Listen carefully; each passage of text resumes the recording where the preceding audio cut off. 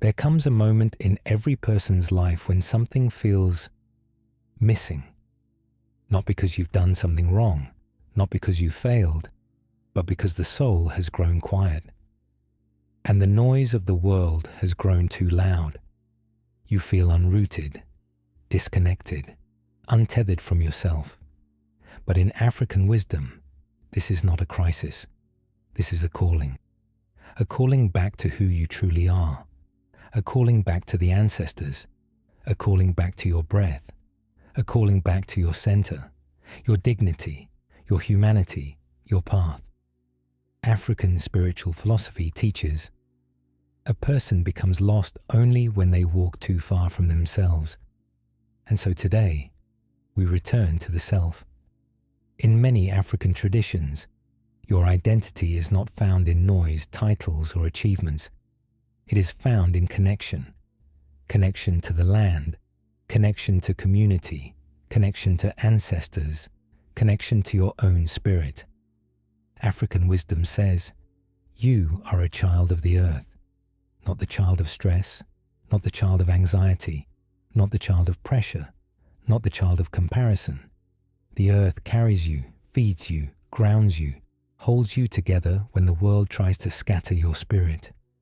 Modern life pulls you upward, into your head, into your devices, into your fears. African wisdom brings you back downward, into your feet, into your breath, into your body, into the ground beneath you. When the soul forgets who you are, the earth remembers. Ubuntu is one of the deepest teachings on human connection. It means, I am because we are.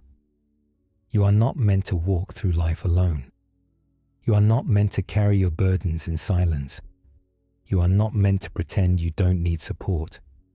Ubuntu reminds us, your humanity expands when you recognize the humanity of others. You are shaped by the people who love you, heal you, challenge you, and walk beside you. In a time when loneliness is everywhere, African wisdom says, a person is a person through other people. Your healing is tied to belonging. Your purpose is tied to community. Your soul grows through connection. You have not failed because you need help. You have simply forgotten that humans were never meant to do life alone. African spirituality teaches that the ancestors, those who lived before you, continue to guide, protect, and support the living. They speak in subtle ways, a dream, a coincidence, a sudden intuition, something you just know, a path that opens, a path that closes, a reminder that feels like memory. In African wisdom, you are never alone, even when you think you are. Your ancestors walk with you. Your lineage breathes through you. Your blood remembers strength your mind has forgotten. The ancestors remind you, you come from people who survived, people who endured hardship, people who carried wisdom, people who preserved joy through suffering and struggle. Your life is not separate from theirs. Your journey is a continuation of theirs. When the soul forgets who you are, your ancestors remind you. In many African cultures, silence is not emptiness. It is medicine. Silence is where the spirit speaks. Silence is where the soul recalibrates. Silence is where inner wisdom returns. Modern life is terrified of silence. The quiet moment in the morning, the gentle space at night, the pause between breaths. But African elders teach, you cannot hear your spirit if the world is speaking louder than your heart. Silence allows the dust of life to settle, so you can finally see clearly. When life feels overwhelming, African philosophy does not say push harder.